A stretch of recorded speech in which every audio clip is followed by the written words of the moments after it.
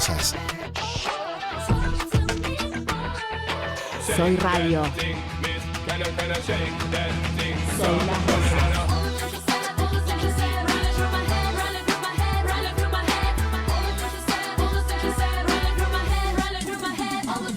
Music and Social.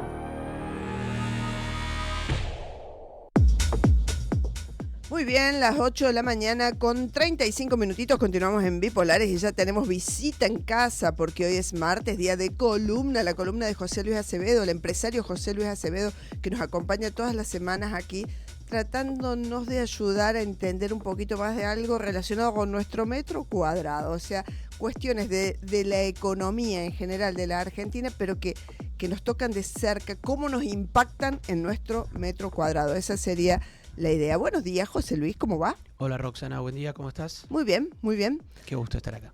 ¿Qué serio que estás hoy? Bueno, créditos hipotecarios, ese era el tema planteado para hoy. Qué temita, ¿no? Porque tuvo como un... Es una deuda eterna de la Argentina que ha surgido en algunos piquitos nada más, deuda eterna. Y el año pasado, con esta política de estabilidad, de baja de la inflación de Milei, es como que tuvo un resurgir fuerte. Muchísimas entidades bancarias empezaron a otorgarlos, pero no sé en qué calidad, en qué cantidad. Y encima ahora pareciera que están como empezando a subir más las tasas y esas cosas dan miedito acá. A ver, ¿cómo ves vos el tema de crédito hipotecario? Que además lo manejás particularmente porque vos como empresario, como actividad privada, no es que tenés un banco que das crédito hipotecario, pero estás muy relacionado porque estás en el desarrollismo. Así es. Arrancaste con un concepto que es básico, ¿no? En Argentina realmente toda la sociedad, la política y nosotros como país tenemos una deuda muy grande con aquellas familias que quieren comprar una casa a través de un crédito hipotecario. Para que te des una idea, según la encuesta permanente de hogares, en Argentina faltan 3.200.000 viviendas, de las cuales un tercio son nuevas viviendas, es decir, hay que construirla completa, y 2/3 de esas 3.200.000 hay que refaccionarlas y ponerla de alguna manera en condiciones para que una familia pueda vivir ahí. Y el principal instrumento que existe en una economía moderna para esto precisamente es el crédito hipotecario, que como bien vos mencionas, Roxy, en la actualidad bajo el gobierno de Javier Milei esto ha comenzado a arrancar nuevamente, pero no necesariamente como una política pública, sino más bien como una posibilidad que se abrió por cambios en el escenario y los bancos dijeron, bueno, con este nuevo escenario yo puedo retomar esta actividad. Pero eso lo vamos a abordar durante esta conversación.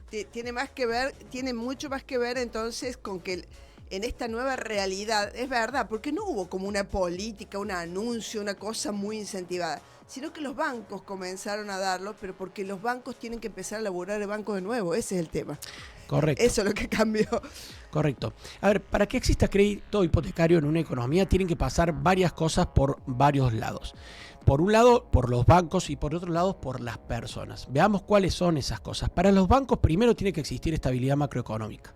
Es decir, que la cosa no sea tan turbulenta, sino que las variables macroeconómicas estén ordenadas. Eso al banco le da un poquito más de previsibilidad en el mediano y en el largo plazo, ¿sí? Naturalmente también los bancos tienen que tener la posibilidad de fondear a largo plazo.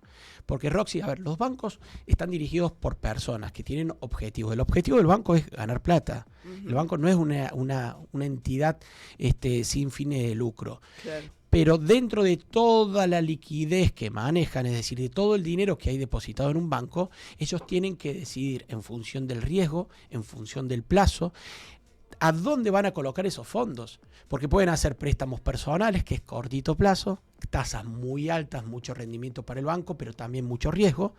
O en el otro extremo se pueden ir a los créditos hipotecarios, que las tasas son más bajas comparativamente a los de un crédito personal, por supuesto.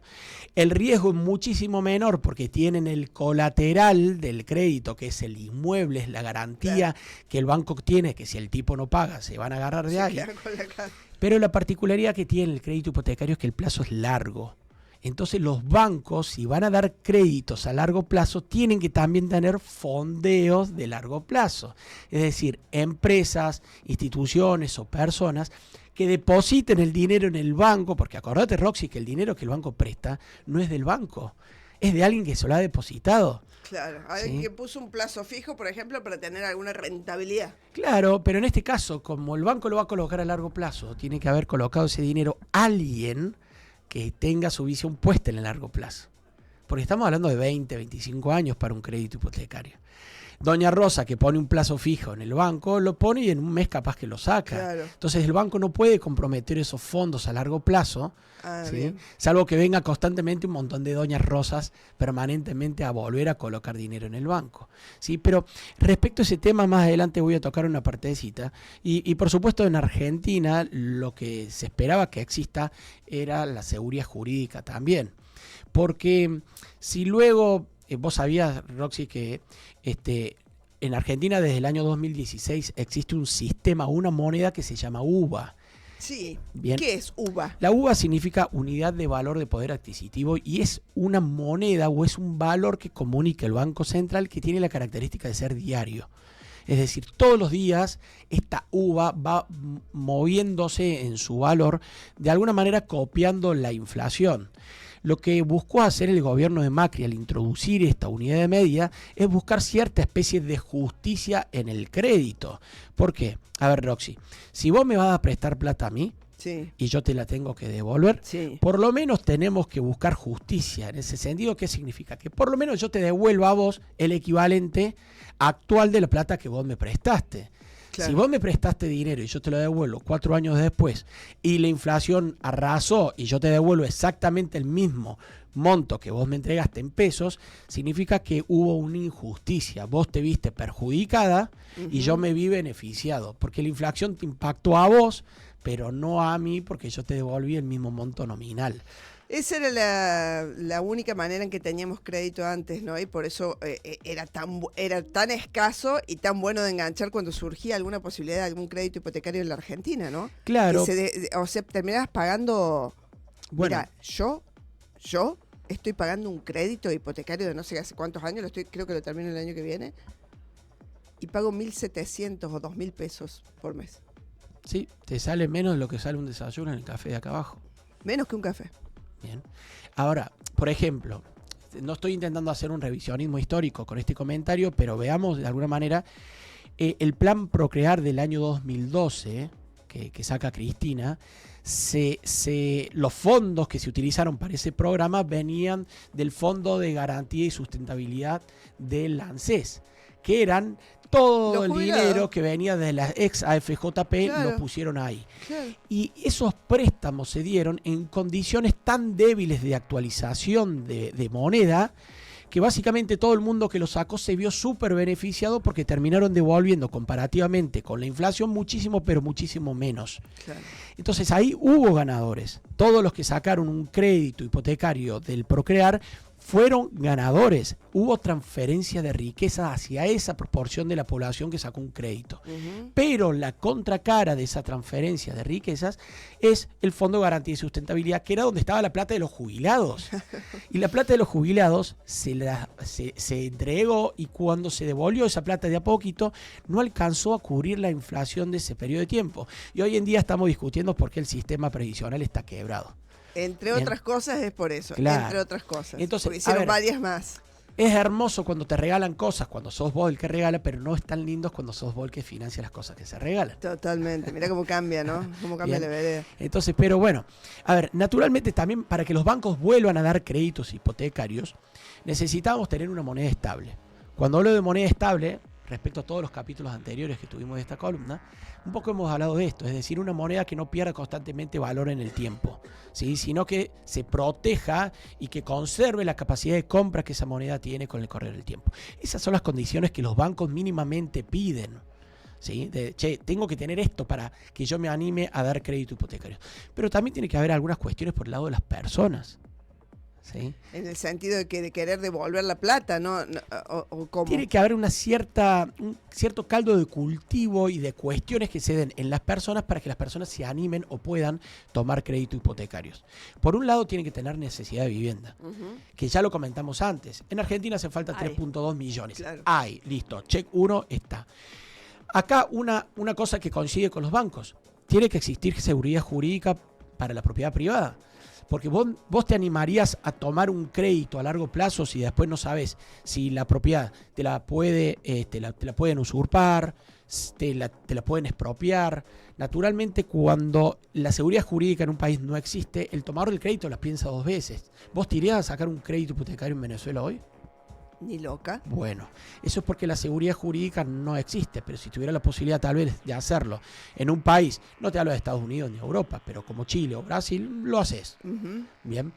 Ahora, también necesitan las personas tener un empleo formal y un ingreso estable. ¿Por qué empleo formal? Porque el banco a vos te va a prestar plata siempre y cuando vos puedas demostrar que esos ingresos que tenés vienen de una actividad, es decir, que tenés un recibo de sueldo en blanco, que hace varios años que estás. Y también esa antigüedad tiene que ver con la estabilidad de tu empleo. Che, si vos hace 2 meses conseguiste el trabajo y no está del todo claro que vayas a pasar el periodo de prueba de los 6 meses. Por lo tanto, yo como banco no sé si te voy a prestar plata. Claro. Ahora, si hace 15 años que estás en la misma ubicación, bueno, es poco probable que vayas a dejar de ejercer esa actividad donde estás. Bueno, en Argentina hay más del 40% del empleo en negro, ¿no? Claro, ese es un tema muy relevante que yo creo que se viene ahora en la segunda etapa de este gobierno, que es llevar adelante una serie de acciones que permitan a que la gente se incorpore al empleo formal. Claro. Hoy hay un montón de limitantes que impiden que la gente se incorpore al empleo formal, básicamente porque el empleador dice, che, no te puedo poner en blanco, porque prácticamente es como que adopto un hijo, ¿me entendés? Si te pongo en blanco. Entonces, tienen que cambiar ciertas condiciones porque las personas solamente van a poder acceder a créditos hipotecarios en el caso que tengan un empleo formal. Y por supuesto que las personas, acá también volvemos a coincidir con los bancos, necesitan una moneda estable. ¿Sí? Porque si Juancito, cuando entra a pagar un crédito hipotecario, que nos está escuchando en este momento, destina el 20% de su ingreso a pagar una cuota, tiene que estar seguro que con el paso del tiempo, esa cuota va a representar más o menos un 20, un 25, un 30%. Ahora, si hay tanta inflación y Juancito no sabe cómo su ingreso o cómo su salario se va a actualizar, y bueno, va a poder tener un poco más de miedo y no participar. Bien, entonces, este es el caldo de cultivo que tiene que haber por el lado de los bancos y por el lado de las personas para que el crédito hipotecario vuelva. Y ahora veamos una cosa, ¿por qué volvió? Si no fue una política pública como el Procrear del 2012 de Cristina, ¿por qué volvió el crédito hipotecario el año pasado? Y volvió fuerte, ¿no? Claro. ¿Por qué volvió? Porque tenemos una moneda que está demostrando en tendencia ser cada vez más estable. ¿La inflación se ha erradicado del todo? No. La inflación tarda de alguna manera en bajar, a medida que baja la moneda se vuelve más fuerte. Pero eso claramente está como tendencia, eso es innegable, ¿sí? También necesitamos un sistema financiero más robusto. ¿Qué significa más robusto, Roxy? Que haya guita en los bancos. ¿Sí? Para que haya guita en los bancos, las personas tienen que confiar en los bancos, que no va a venir un corralito, un corralón, un plan Bonex o lo que sean, y le vayan a incautar esos depósitos que la gente tiene en los bancos. Claro. A medida que eso sucede, el sistema financiero empieza a tener cada vez mayor liquidez. Y a medida que tiene liquidez, los banqueros dicen, che, hay una proporción de toda esta liquidez que tengo que me animo a prestarla a largo plazo. Claro. ¿Sí? Y eso también ha comenzado a suceder. Pero veamos, en el 2024 se entregaron aproximadamente 12.000 millones de dólares de créditos hipotecarios. Y vos decís, che, es un numerazo. No, son 2 pesos con 50 para nuestro país. Sí, porque representa tan solo el 0,2% del PBI. Nada. El PBI argentino, dependiendo de diferentes estimaciones, redondeemos 600.000 millones de dólares. El 0,2% del PBI es nada. ¿Por qué es nada? Porque comparémoslo, llevémoslo a términos relativos. En la región, Brasil, Colombia, Paraguay, Perú, México, ¿sí? El promedio del crédito sobre PBI, crédito hipotecario sobre PBI, es 7%. Wow, estamos pero 35 veces claro, de ese número. Estamos a siglos de distancia.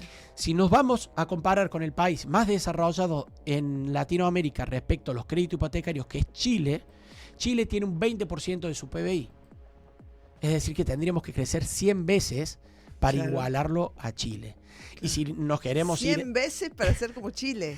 Nos queremos ir a un extremo, compararnos con Estados Unidos tiene el 65% del PBI destinado a crédito hipotecario.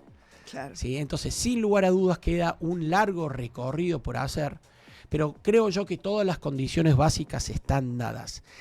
Salvo una, que es la que de alguna manera se está buscando resolver ahora y que esto no sale tanto en los diarios, pero que es un gran problema. ¿Cuál? Es un término técnico que se llama securitización.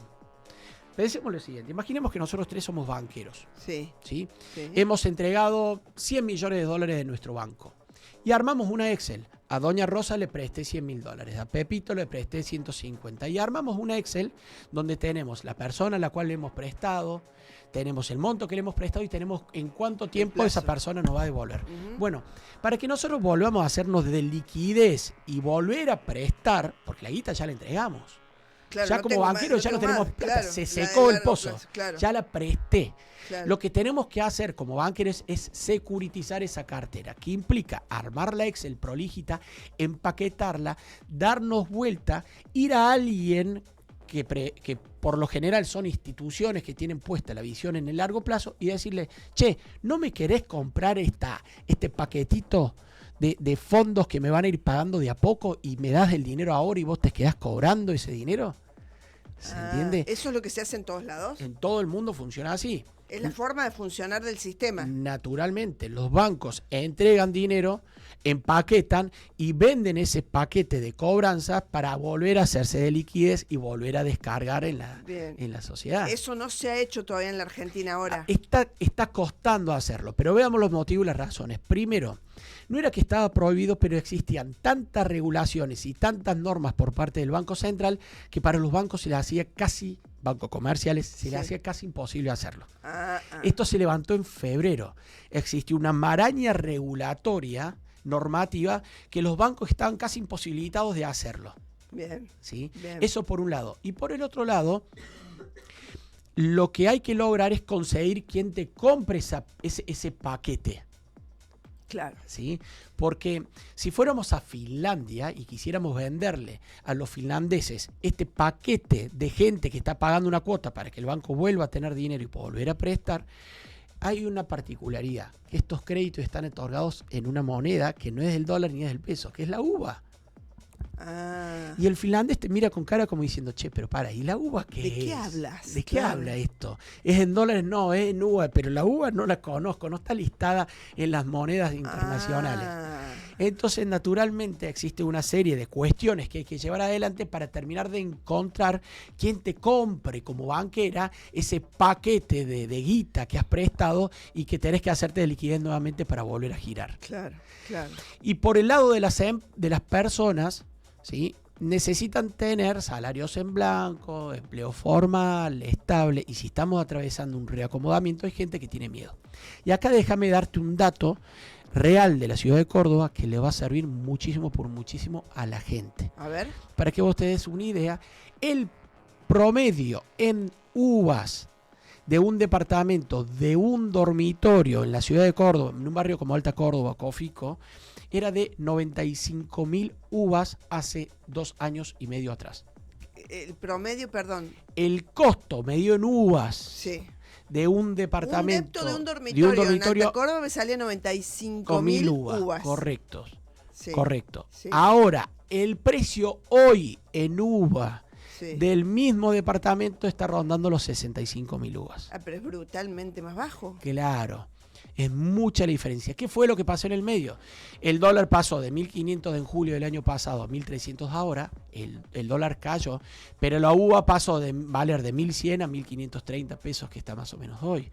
Entonces, ese cruce de líneas hizo que la propiedad medida en uvas quede muy barata. Entonces, para toda aquella persona que lo estaba dudando, mi recomendación es comprar.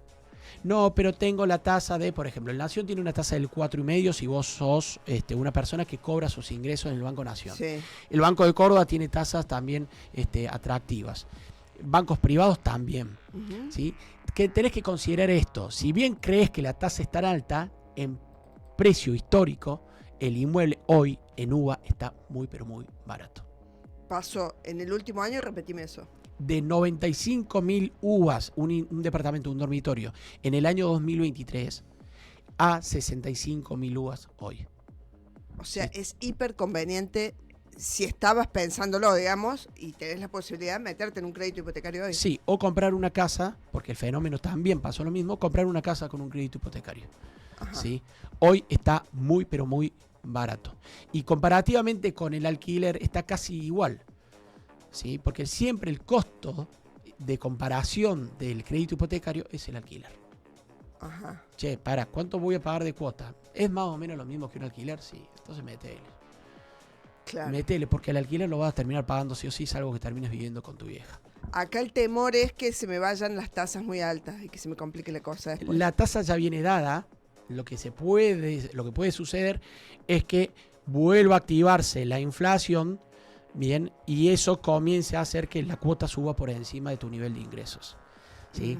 Claro está que para que eso suceda, creo yo que va a tener que ser en otro gobierno. No creo que este gobierno, de alguna manera, con las medidas hiperortodoxas que ha tomado, la inflación vuelva, es una opinión personal, puedo estar equivocado por supuesto, vuelva a acelerarse. Creo que la inflación tiene su fecha de función, por lo menos en este gobierno. Y a todo esto sigue habiendo oferta de crédito hipotecario en Córdoba, Sí. de varios bancos. Sí, sigue habiendo, están interesados en seguir colocando, y esto yo creo que se va a ir en ascenso y acelerándose.